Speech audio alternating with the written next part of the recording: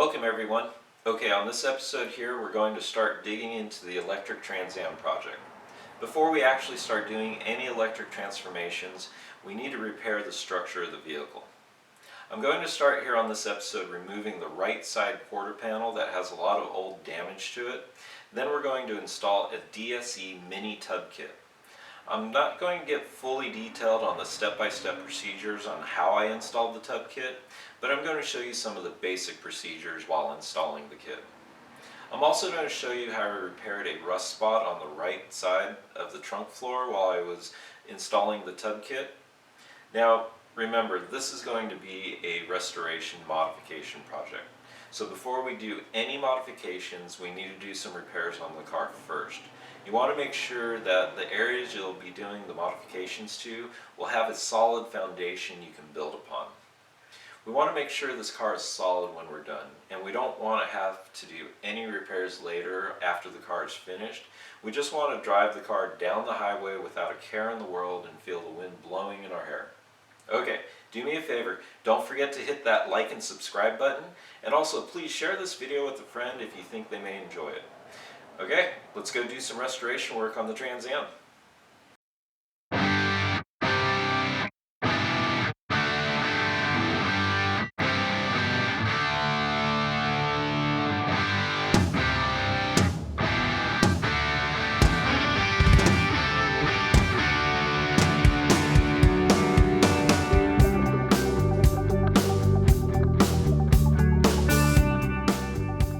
Alright, so we're going to start by removing the quarter panel and rear body panel on this car.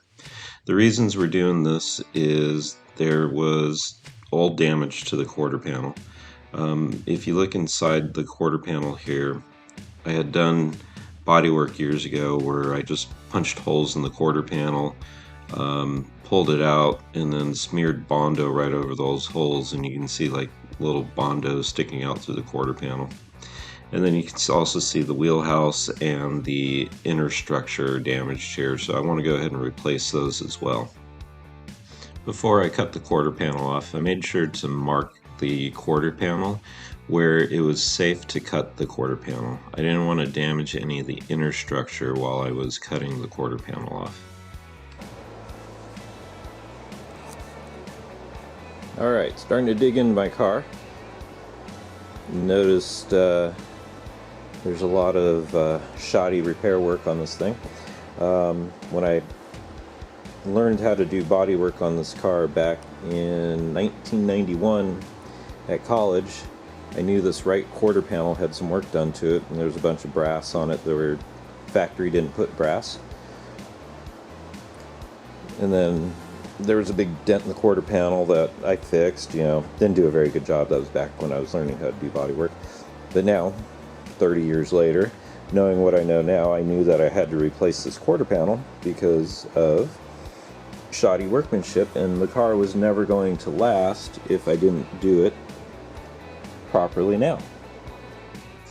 At this point, I also decided to take the rear end and gas tank out of the car. The rear end was kind of in the way of the wheelhouse arches to cut them out, and the gas tank I just took out because, well, we're turning this car into electric, so who needs that? Alright, cut the wheel tubs out last night. Gotta cut the frame rails now and get the mini tub kits ready to be put in. There's the trace lines where to cut the frame rails in the floor so the new mini tubs fit in there. So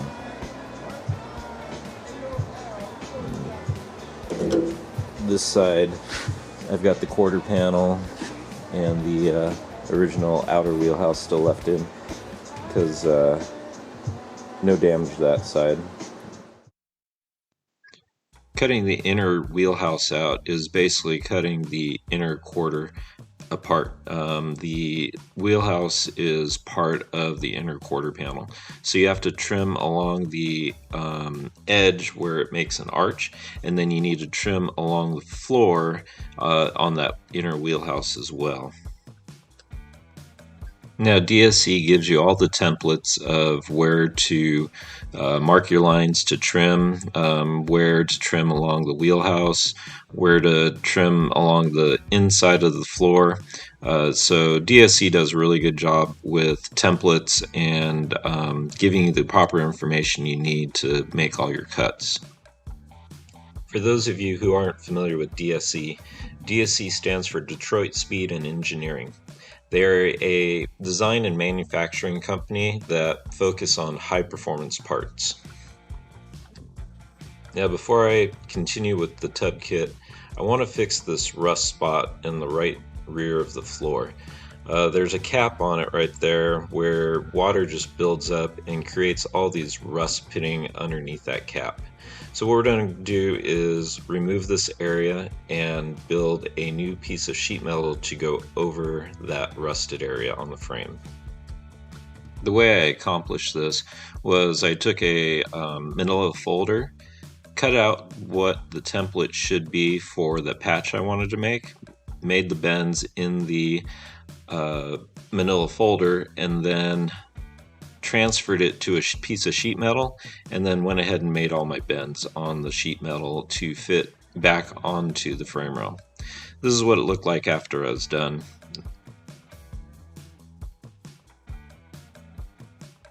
Now I've got the sheet metal piece in place, so now I'm going to go ahead and cut out my floor from the frame rail to fit the new piece of sheet metal in.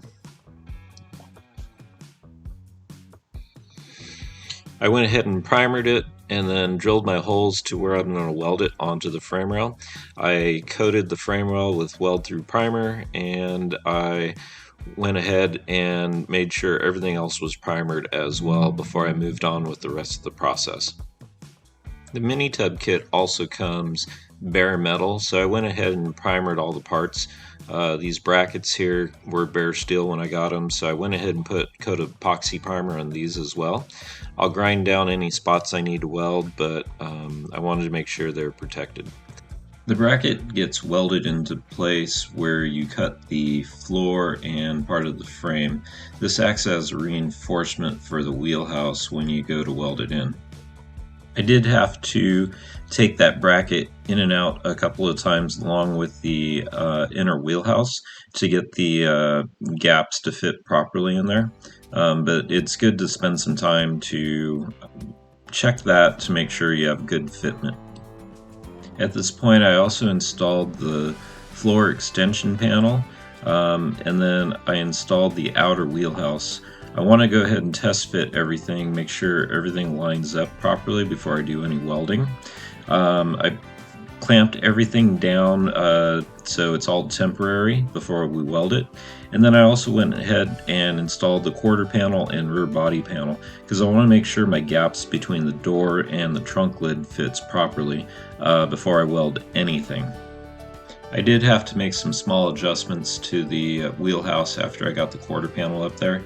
Nothing drastic, but once I was satisfied with the fitment, I went ahead and screwed the panels all together, removed the quarter panel, and then went ahead and did all my welding.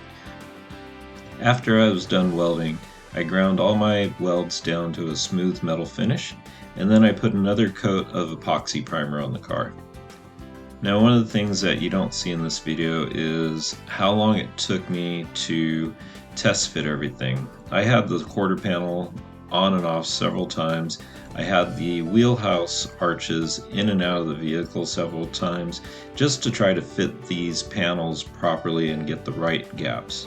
I really wanted to spend my time making sure everything was correct, and I wanted to make sure also that I got a lot of corrosion protection on this car so that I wouldn't have any rust areas in it in the future, because I do want this car to last me a long time, and I want to be able to drive this car for miles and miles without a worry at all.